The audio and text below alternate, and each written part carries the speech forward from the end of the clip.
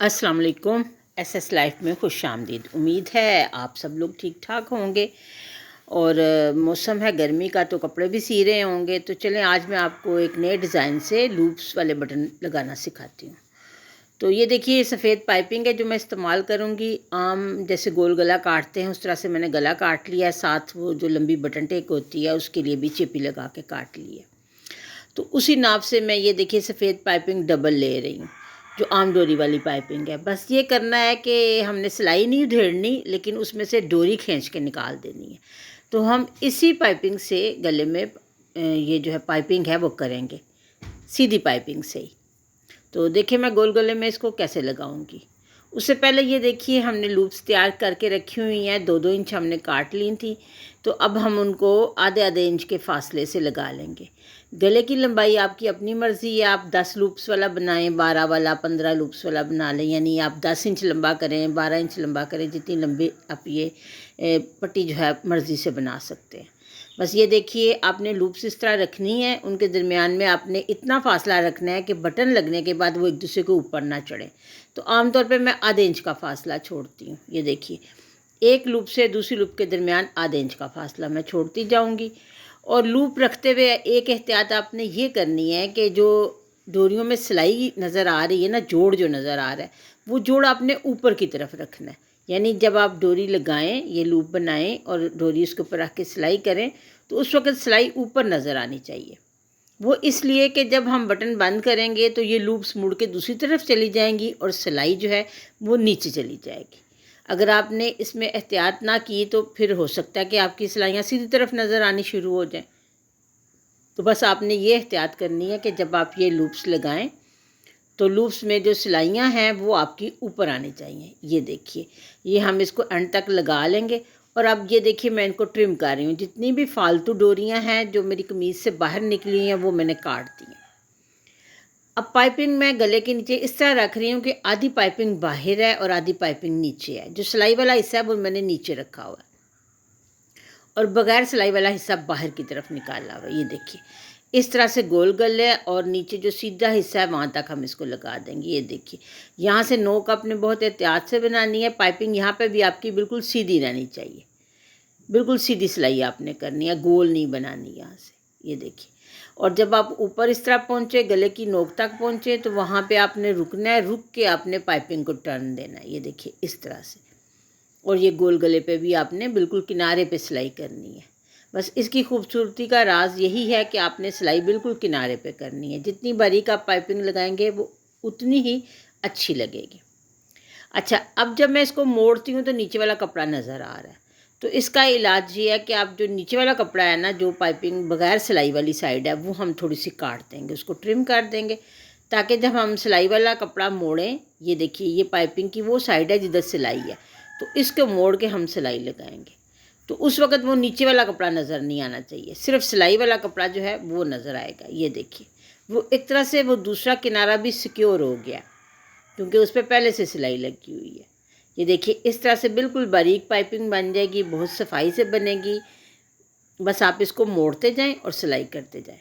ये देखिए मैंने एक्स्ट्रा डोरियां काट दी थी, बिल्कुल मैंने उनको कमीज़ के बराबर ही रखा था। उसी वजह से ये देखिए जब मैं इसको सिलाई लगा रही हूँ तो यहाँ पे पाइपिंग मोटी नहीं हुई, बल्कि उसका साइज़ और गले की पाइपिंग का साइज़ बिल्कुल बराबर है।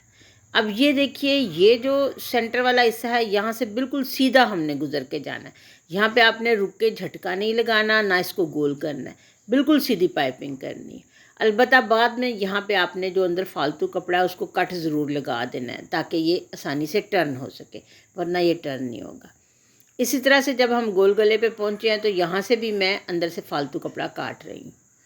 दरमियान से इसलिए नहीं काटा कि वो तो अंदर छुप जाएगा, वो नज़र नहीं आएगा और बुरा नहीं लगेगा, लेकिन गले में अंदर फालतू कपड़ा नहीं होना चाहिए, तो इसलिए मैंने यहाँ से कपड़ा काट दिया। ये देखिए अब यहाँ पे भी उसी तरह हम टर्न लेंगे, बिल्कुल सफाई से नोक बनाएंगे इसकी और इसको मोड़ के सिलाई को हम दूसरी तरफ चले जाएंगे। ये देखिए अच्छा सा कोना बना के और यहाँ से मुड़ के हम ऊपर चले जाएंगे।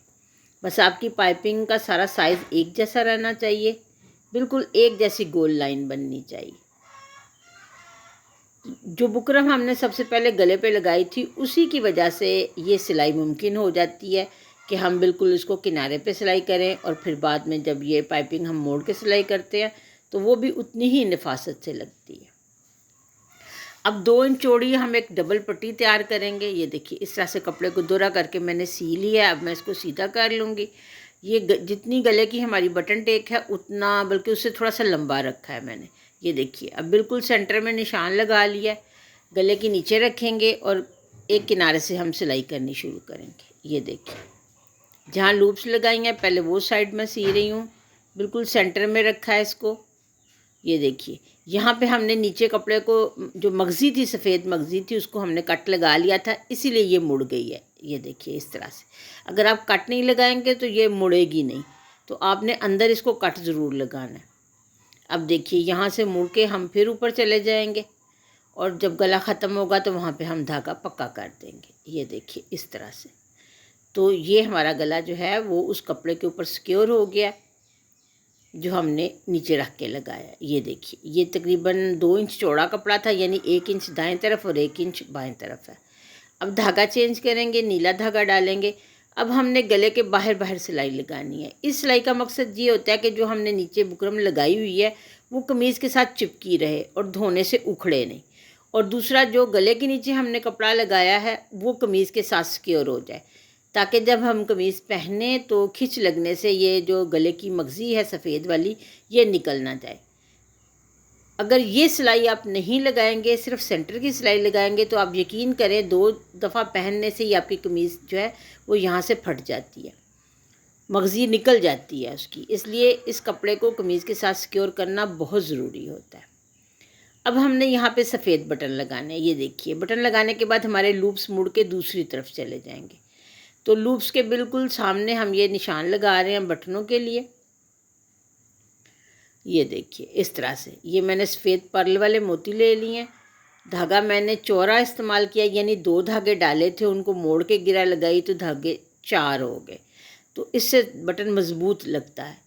मोटे धागे से आप जब लगाएंगे तो बटन मज़बूत रहेगा। फिर भी आप 2 या 3 टांके ज़रूर लगाएं इसको। ये देखिए इस तरह से। इसको पक्का करके हम अगले बटन पे चले जाएंगे और फिर उसके बाद हम अगला बटन लगाएंगे। उम्मीद है आपको ये डिज़ाइन समझ आ गया होगा और आप इसको ज़रूर फॉलो करेंगे। आप भी अपने कपड़ों पे ज़रूर बना के देखेंगे। पसंद आए तो वीडियो के आखिर में कमेंट ज़रूर करें। आप ज़रूर मुझे बताएं कि आपको कैसा लगा, और अगर कोई बात समझ नहीं आई तो भी ज़रूर बताएं। हम आपको सिखाने के लिए बैठे हुए हैं। हमारा मकसद सिर्फ यही है कि बनाने वालों को हम नया आइडिया दें और नई चीज़ें सिखाएं। ये देखिए जब इस तरह से लूप्स ऊपर आ जाएंगी बटन के ऊपर, ये देखिए, तो ये शक्ल इस तरह से बनेगी और ये एक नया स्टाइल होगा लूप्स वाले बटन लगाने का। तो दुआओं में याद रखें। अल्लाह हाफिज़।